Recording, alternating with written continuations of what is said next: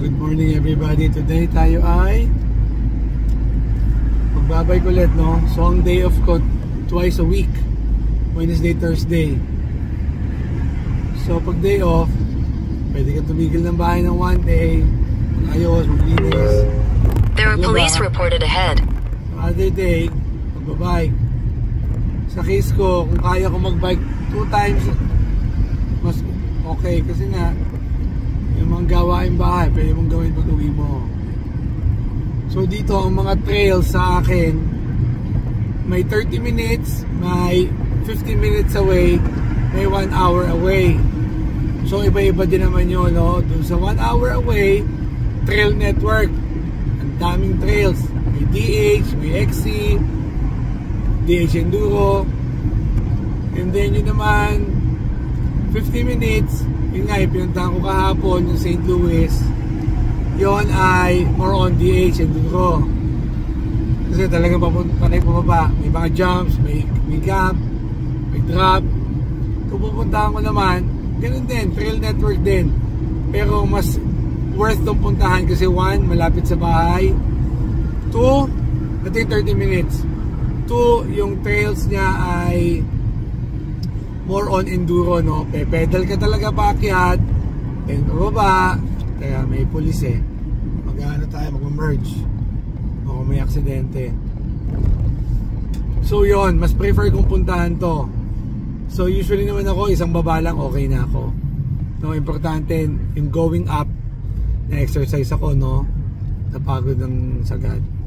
So ganoon din, sa Pilipinas naman, nung nagbabike ako, may mga parts na kung gusto mo mag-downhill, no?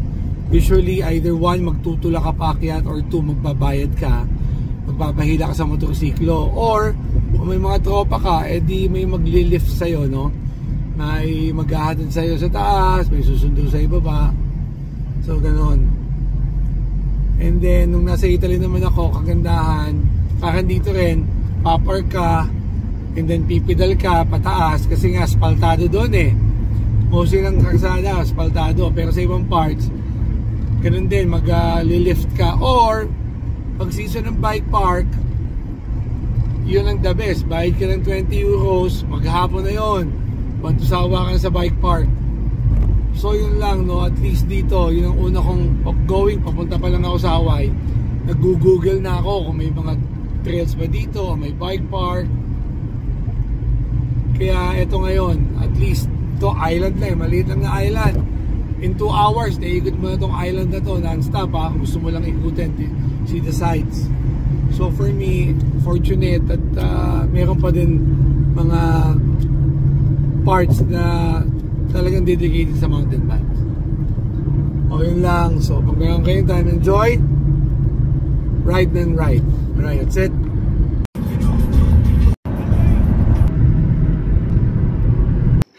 So medyo lang dump yung trail paakyat, no? Walang kahangin-hangin, ang init. So yung kagandahan dito, pipidal ka talaga pataas, no? 906. So itong area to exposed, no? So ang ganda ng trail to yung tayo. And then ito yung view ko, nasa gitna pa lang ako. So kita niyo yung small island doon. Ayun yung small island ng Hawaii. 9:17. Andito na tayo sa crossroad o midpoint, no? Nung trail. So after nito, may kaunti na lang ahon. And then everything downhill na. Tama-tama, maaga matatapos. So kaya sinasabi ko, enough ng isang baba sa akin. Kasi pabalik sa parking, 4 kilometers na pidalan yun, which is 90% aahon ka. So yung legs mo, more than likely toast na, no? So ito yung Iron Maiden. Hindi ka ba natatry ito? Try natin today. Mga iba naman.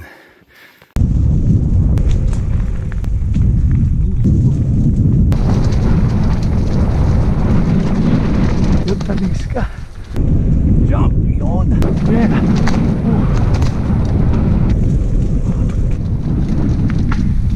More. Fuck. Thanks ka. So 10:02. Dito tayo nagpunta kanina. So ngayon tapos natin yung ride ng Ohana Trail. Ayan, masyado akong dinikitan yung puno. Tumama. Go.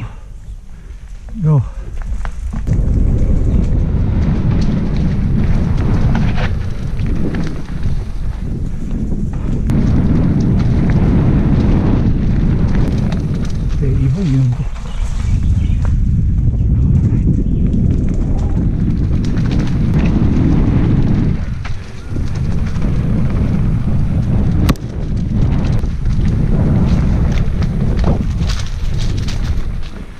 May idea kayo, dito ako nagsimula.